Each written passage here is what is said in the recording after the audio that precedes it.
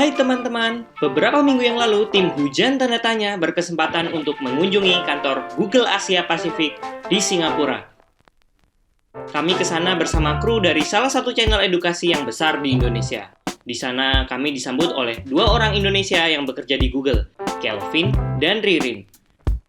Berhubung datangnya pas jam makan siang, kami pun berkesempatan menikmati buffet atau prasmanan yang disediakan gratis bagi para pegawai Google. Kantor Google memang dipenuhi dengan fasilitas, mulai dari fasilitas yang fun seperti meja biliar, pingpong, foosball, bahkan ada juga meja pingpong aneh yang aturannya bisa dibikin sendiri, sampai dengan fasilitas yang mendukung kesehatan para pegawai supaya tetap prima setiap harinya. Ada ruang untuk tidur siang, salon, sampai ruang pijat gratis. Di kantor Google ini, selain nuansa warna-warni yang terasa kental, kita juga dapat merasakan tema hutan tropis. Banyak sekali unsur hijau di tiap sudutnya. Hal ini tentu memberikan rasa lega dan leluasa dalam bekerja, apalagi nggak sulit untuk mendapatkan sinar matahari. Dengan ini, diharapkan produktivitas para Googler atau pegawai dapat meningkat.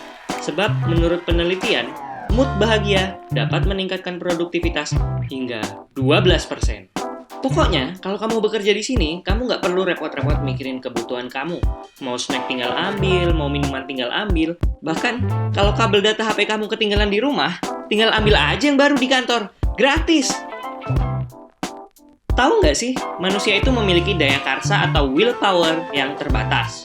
Mark Zuckerberg dan Barack Obama memakai pakaian yang itu-itu aja. Bahkan nggak jarang para eksekutif makan makanan yang sama setiap harinya. Mereka berusaha menghemat energi mental mereka untuk mengambil keputusan-keputusan yang penting. Mereka nggak pengen energi mental itu terbuang percuma hanya untuk pusing mikirin mau makan bakso apa bubur ayam ya, buburnya diaduk dulu apa enggak ya, atau hal-hal lain yang nggak esensial. Karena setelah banyak mengambil keputusan, seseorang akan mengalami yang namanya decision fatigue atau lelah dalam memutuskan, sehingga kualitas keputusannya jadi menurun. Menurut penelitian Dan Ariely, kalau seseorang sudah kehabisan energi mental, akan mudah baginya untuk kehilangan fokus dan kendali diri. Jadi nggak sanggup melawan godaan-godaan yang datang. Dia jadi gagal, harusnya belajar malah browsing online shop, kerjaan jadi nggak beres karena nonton video kucing unyu-unyu. Padahal, sepanjang menjalani hari, sebenarnya seseorang senantiasa menahan beragam godaan. Mulai dari makan, minum, tidur, sampai godaan untuk santai-santai, berhenti kerja, buka sosmed. Setiap saat, berbagai keinginan itu muncul. Makanya, idealnya sebuah tempat kerja dapat mengondisikan orang-orang supaya bisa berkarya dengan optimal, termasuk mengurangi gangguan-gangguan tadi. Nah, sekarang menurut kamu seperti apa sih kantor yang ideal? Kantor yang memiliki sekat-sekat atau ruang khusus untuk masing-masing orang? Atau kantor terbuka seperti yang biasa diadopsi oleh banyak perusahaan teknologi masa kini? Konsep kantor terbuka memang memungkinkan orang untuk berkeliaran mencari ide dan saling bertukar gagasan, sehingga ide-ide inovatif dapat terlahir kapanpun dan dimanapun. Bisa pas lagi makan atau bahkan pas ngantri kopi. Tapi untuk dapat membuat sesuatu yang benar-benar berkualitas, biasanya seseorang harus masuk ke mode deep work, bekerja dengan dalam. Dan untuk itu dibutuhkan privasi, sehingga beragam godaan dan gangguan yang berpotensi menguras energi mental tadi dapat diminimalisir.